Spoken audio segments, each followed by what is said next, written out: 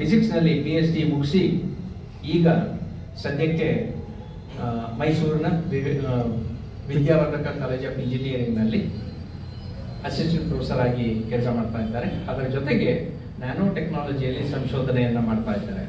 So nano technology ಅಂತಂದರೆ ನಮಗೆ ಇಲ್ಲಿ ನಡೆಯುತ್ತಿರುವಂತಹ ಕಾರ್ಯಕ್ರಮ ಅದು ಯಾಕೆ ಬೇಕು ಹೇಳುವಂಥದ್ದು ನಾವು ಫಸ್ಟ್ ಅರ್ಥ ಮಾಡಿಕೊಂಡ್ರೆ ಸೊ ಅವಾಗ ನಮಗೆ ನಾವು ಏನಕ್ಕೆ ಓದ್ತಾ ಇದ್ದೀವಿ, ಯಾಕೆ ಓದಬೇಕು, ಆ ಓದೋದ್ರಿಂದ ನಮ್ಗೆ ಏನ್ ಸಿಗುತ್ತೆ ಹೇಳುವಂಥದ್ದು ನೀಟಾಗಿ ಅರ್ಥ ಆಗುತ್ತೆ ಹೇಳುವಂಥದ್ದು. ನಾವು ಹಲವಾರು ಈ ನ್ಯಾನೋ ಟೆಕ್ನಾಲಜಿಯ ಮೆಟೀರಿಯಲ್ಸ್ ಸಹಿತ ನಾವು ಉಪಯೋಗಿಸ್ತಾ ಇದ್ದೀವಿ. ಹಾಗಾಗಿ ಅನಿವಾರ್ಯ ನಾವು ತಿಳ್ಕೊಳ್ಳುವಂಥದ್ದು. ಸೊ ಎಲ್ಲಿಂದ ಸ್ಟಾರ್ಟ್ ಆಯ್ತು, ಹೇಗೆ ಸ್ಟಾರ್ಟ್ ಆಯ್ತು, ನಾನು ಎಲ್ಲಿಂದ ಶುರುವಾಯ್ತು, ಇದಕ್ಕೆ ಶುರು ಮಾಡಿದಂತಹ ವ್ಯಕ್ತಿ ನಮ್ಮ ವರ್ಡ್ ಅನ್ನು ಯೂಸ್ ಮಾಡಿ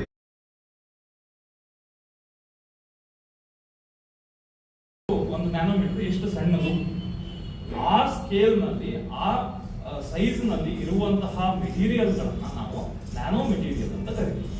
ನ್ಯಾನೋ ಹೇಳುವಂತಹ ವರ್ಡ್ ಒಂದು ಅಲ್ಲಿಂದ ಬಂದಿರುವಂತಹ ಒಂದು ನ್ಯಾನೋ ಟೆಕ್ನಾಲಜಿ ಸ್ಟಾರ್ಟ್ ವೈನ್ ಮಾಡಿದ್ರು. ಇವ್ರ ಹೆಸರು ಟೆಕ್ನಾಲಜಿ ಹೇಳುವ ವರ್ಡ್ ಮುಗಿದು ಹೋಗಿರುತ್ತೆ, ಮಾಸಿಲ್ಲ ಇನ್ನೂ ಅದನ್ನು ಮಾಡ್ಲಿಕ್ಕೆ ಉಪಯೋಗಿಸಿರುವಂತದ್ದು ಆ ಟೈಮಲ್ಲಿ ಉಪಯೋಗಿಸೋದು. ಇದ್ರದ್ದು ಈ ಕಪ್ಪಿನ ವಿಶೇಷತೆ ಏನಂದ್ರೆ ನಮ್ದು 10⁻⁹ ಆ ಸ್ಕೇಲ್ ಅಲ್ಲಿ ಇರುತ್ತೆ.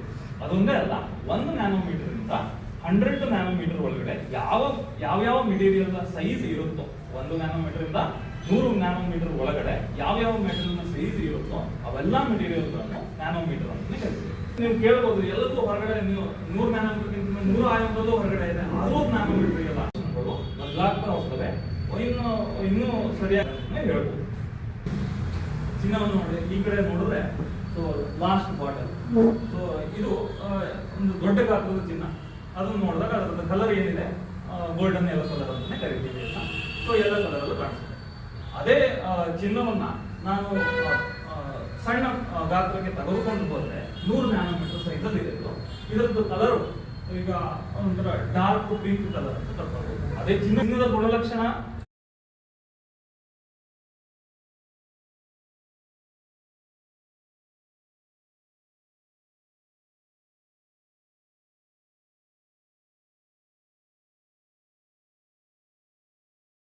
ಅನ್ಫಾರ್ಚುನೇಟ್ಲಿ ಇದನ್ನ ನಾವು ಇದರಲ್ಲೇ ಒಂದು 2 ವಿಧ ಇದೆ, ಬಾಲ್ ಮಿಲ್ಲಿಂಗ್ ಮೆಥಡ್ ಅಂತ ಮತ್ತೆ ಲೇಸರ್ ಅಬ್ಲೇಷನ್ ಮೆಥಡ್ ಅಂತ. ಇನ್ನು ಕ್ಲಸ್ಟರ್ ಗಳನ್ನ ಮಾಡ್ತಾ ಬರ್ತೀವಿ.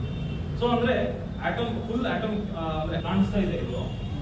ಸೊ ಒಂಥರ ಫರ್ ತರ ಕಾಣಿಸ್ತಾ ಇದೆ, ಅಂದ್ರೆ ಕೂದಲು ತರ ಕಾಣಿಸ್ತಾ ಇದೆ. ಅದು ನ್ಯಾನೋ ವೈರ್. ಸೊ 2 ಡೈಮೆನ್ಷನಲ್ ಇದೆ. ಈ ಪಕ್ಕದಲ್ಲಿ ಇರೋದು ನ್ಯಾನೋ ಪಾರ್ಟಿಕಲ್, ಕ್ವಾಂಟಮ್ ಡಾಟ್ಸ್. ಆ ಡಾಟ್ ಅಥವಾ 0 ಡೈಮೆನ್ಷನ್ ಅಲ್ಲಿ ಅದು ನಿರ್ಮಾಣ ಆಗಿದೆ. ಹೇಳ್ಬಿಡ್ತೀನಿ. ಸೊ ಅದರಲ್ಲಿ ನಾನು ಜಿಂಕ್ ಆಕ್ಸೈಡ್ ಇದ್ರೆ ಜಿಂಕ್ ಎಷ್ಟಿದೆ, ಎಷ್ಟು ನಾನು ಪಾರ್ಟಿಕಲ್ಸ್ ನ ಸಿಂಥಸಿಸ್ ಮಾಡಿದ್ದೀನಿ, ಬಟ್ ಅದು ಬಲ್ಕ್ ಅಂದ್ರೆ ದೊಡ್ಡದಾಗಿ ಪ್ರಾಪರ್ಟಿ ಮೆಟೀರಿಯಲ್ ತಿಳ್ಕೊಳ್ಳಿಕ್ಕೆ ಲುಮಿನೆಸೆನ್ಸ್ ಅಂತ ಗೊತ್ತಿದೆ ಅಂತ ನೀವು ನೋಡಿ ನಾವು ಮಾಡುವಾಗ ಅವುಗಳ ಯಾವ ಪ್ರಾಪರ್ಟಿಯನ್ನು ನಾವು ಇದ್ದೀವಿ ಅದಕ್ಕೆ ತಕ್ಕ ಹಾಗೆ ನಾವು ಈ ಟೆಸ್ಟ್ಗಳನ್ನು ಬಳಸ್ಕೊಳ್ತೀವಿ. ಹೌದು. ಈಗ ಗಾತ್ರ ಬೇಕು ಅಂತಂದ್ರೆ ಅದರದ್ದು ಅಂದ್ರೆ ಗ್ರೂಪ್ಸ್, ಅಂದ್ರೆ ಅದರಲ್ಲಿ ರಿಯಾಕ್ಟಿವ್ ಗ್ರೂಪ್ಸ್ ಅಂತ ಹೇಳ್ತೀವಿ. ಅಂದ್ರೆ ಒಂದು ಯಾವುದೇ ಒಂದು ಕೆಮಿಕಲ್ನಲ್ಲಿ ಯಾವುದಾದ್ರೂ ಒಂದು ವಿಶೇಷವಾದ ಗುಣ ಇದೆ ಅಂದರೆ, ಅದು ವಿಶೇಷವಾದ ಒಂದು ಕ್ರಿಯೆ ಆಗುತ್ತೆ ಅಂದರೆ ಅದಕ್ಕೊಂದು ರಿಯಾಕ್ಟಿವ್ ಗ್ರೂಪ್ ಇರುತ್ತೆ. ಆ ಗ್ರೂಪ್ನ ಬಗ್ಗೆ ಮಾತ್ರ ನಾವು ಇದು ಮಾಡುವಾಗ NMR ಉಪಯೋಗಿಸ್ತೀವಿ. ಅದು ಈಗ ಸೊ ಆ ಕೆಮಿಕಲ್ ಸ್ಟ್ರಕ್ಚರ್ ಬರೀತಾರಲ್ಲ, ಸೊ ಅದನ್ನ ಹೆಂಗೆ ಐಡೆಂಟಿಫೈ ಮಾಡ್ತೀರಾ ಅಂತ? ಅದು ಬೇರೆ ಈಗ ಜಿಂಕ್ ಅದ್ರ ಚಾರ್ಜ್ ಎಷ್ಟಿತ್ತು 2+ ಇರಬೇಕು. ಅದನ್ನ ನಾನು ಹಾಕ್ತಾ ಇರುವ ಡೋಪೆಂಟ್ 2+ ಇದ್ದರೆ ಅವಾಗ ಅವೆರಡು ಡೋಪೆಂಟ್. ತಂತ್ರಜ್ಞಾನ ಟೆಕ್ನಾಲಜಿನ ಲ್ಯಾಪ್ಟಾಪ್ ಇರ್ಬೋದು, ಇಲ್ಲ ಅಥವಾ 5 ಸೆಂಟಿಮೀಟರ್ ಬೈ 5 ಸೆಂಟಿಮೀಟರ್ ಒಂದು ಸ್ಕ್ವೇರ್ ಹಾಕ್ಬಿಟ್ಟು ಸುಮ್ಮನೆ ಚುಕ್ಕಿ ಇಡ್ತಾ ಹೋಗ್ರಿ. ಎಷ್ಟು ಇಡ್ಬೋದು ಮ್ಯಾಕ್ಸಿಮಮ್ ಅಂದ್ರೆ ಟ್ರಾನ್ಸಿಸ್ಟರ್ ಸೈಜು, ಅಂದ್ರೆ ವರ್ಕಿಂಗ್ ಟ್ರಾನ್ಸಿಸ್ಟರ್ ಸೈಜು ಒಂದು ಡಾಟ್ಗಿಂತಲೂ ಚಿಕ್ಕದು ಅಂತ ಆಯ್ತು.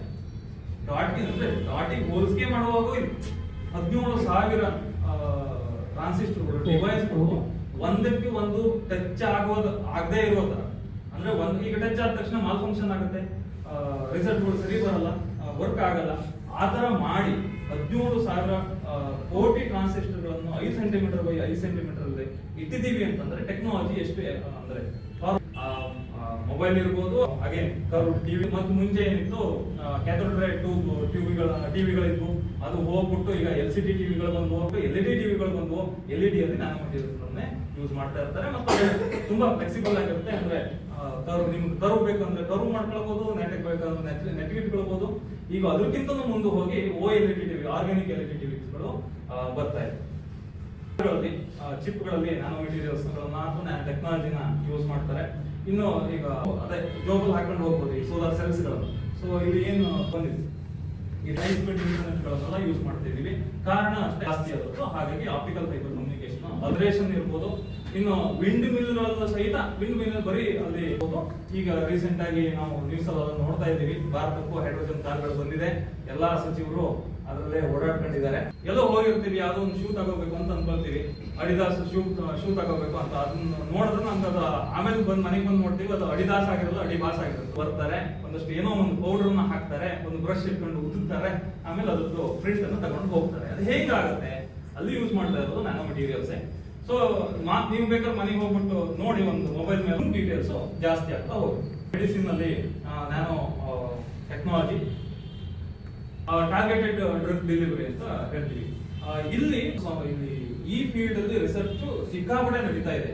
ಯಾಕೆ ಅಂತಂದ್ರೆ ಈಗ ಪರ್ಟಿಕ್ಯುಲರ್ಲಿ ಒಂದಷ್ಟು ಡಿಸೀಸ್ಗಳು, ಕ್ಯಾನ್ಸರ್ ಇರ್ಬೋದು, ಡಯಾಬಿಟಿಕ್ ಇರ್ಬೋದು, ಆರ್ಥೋಪೆಡಿಕ್ ರಿಲೇಟೆಡ್ ಡಿಸೀಸಸ್ ಇರ್ಬೋದು, ಇವೆಲ್ಲ ಡಿಸೀಸ್ಗಳನ್ನ ನಾವು ಸೆಲ್ಯುಲರ್ ಲೆವೆಲ್ ಹೋಗಿ ಟ್ರೀಟ್ಮೆಂಟ್ ಕೊಡ್ಬೇಕು.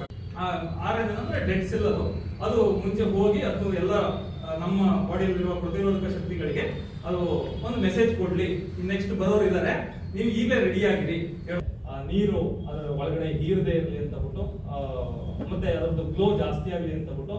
ಇನ್ನೊಂದ್ ತರ ಪೇಂಟ್ ಇದೆ ಕೆಳಗಡೆ ಇರುವಂತದ್ದು, ಕಾಸ್ಮೆಟಿಕ್. ನಾವು ಹೊಡ್ಕೊಂಡ್ರೆ ಅದು ಕಾಸ್ಮೆಟಿಕ್, ಗೋಡೆಗೆ ಹೊಡೆದ್ರೆ ಬಣ್ಣ ಅಷ್ಟೇ.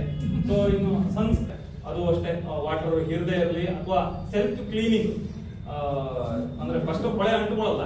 ಇನ್ನೊಂದು ಜಸ್ಟ್ ಒಂದ್ ಸ್ವಲ್ಪ ನೀರು ಬಿದ್ರು ಸಾಕು, ವಾಟರ್ ಹೈಡ್ರೋಫೋಬಿಕ್ ಯೂಸ್ ಮಾಡ್ಕೊಬಿಟ್ಟು ಪ್ಲಾಂಟ್ ನ ಗ್ರೋತ್ ನ ಇನ್ಕ್ರೀಸ್ ಮಾಡ್ಲಿಕ್ಕೂ ಯೂಸ್ ಮಾಡ್ತಾರೆ.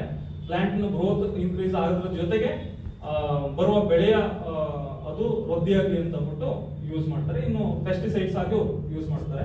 ಮಾಡ್ಬೇಕಲ್ಲ, ನೀಟಾಗಿ ಅದನ್ನ ಜಾಸ್ತಿ ದಿನ ಇಡಬೇಕಲ್ಲ, ಅದಕ್ಕೂ ಕೂಡ ಈಗ ಯೂಶಲಿ ನಾವು ಯೂಸ್ ಮಾಡೋದೇನು ಪ್ಲಾಸ್ಟಿಕ್. ಈ ಪ್ಲಾಸ್ಟಿಕ್ ಅನ್ನು ಅವಾಯ್ಡ್ ಮಾಡಲೇಬೇಕು ನಾವು, ಅಬ್ವಿಯಸ್ಲಿ ಎನ್ವಿರಾನ್ಮೆಂಟಲ್ ಫ್ರೆಂಡ್ಲಿ ಆಗಬೇಕು ಅಂತಂದ್ರೆ. ಸೊ ಇಲ್ಲೂ ಕೂಡ ನಾನು ಮೆಟೀರಿಯಲ್ ಇರುವಂತಹ ಪಾಲಿಮರ್ ಪ್ಯಾಕೇಜ್ ಗಳನ್ನ ನಾವು ಯೂಸ್ ಮಾಡಬಹುದು. ಅದ್ರ ಮೇಲೆ ಒಂದು ಸ್ವಲ್ಪ ನಾನು ಸ್ಟಡಿ ಮಾಡಿದ್ದೆ.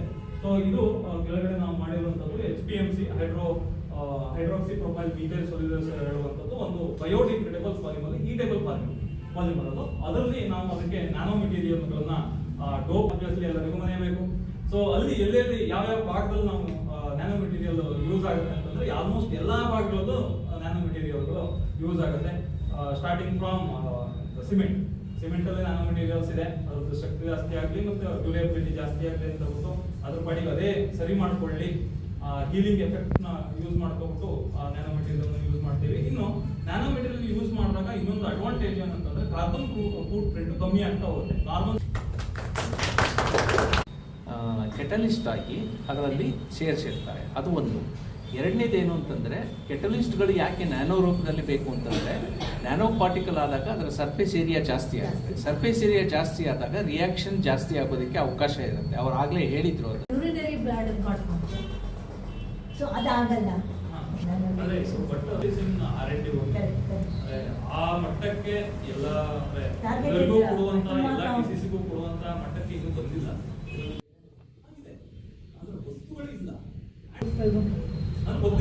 ಪ್ರಸನ್ನ ಹೆಗಡೆ ಅವರಿಗೆ ಕುತೂಹಲಿ ಕನ್ನಡ ಮತ್ತು ಕಲಾಸುರುಚಿ ಪರವಾಗಿ ಧನ್ಯವಾದಗಳನ್ನು ಅರ್ಪಿಸ್ತೇನೆ.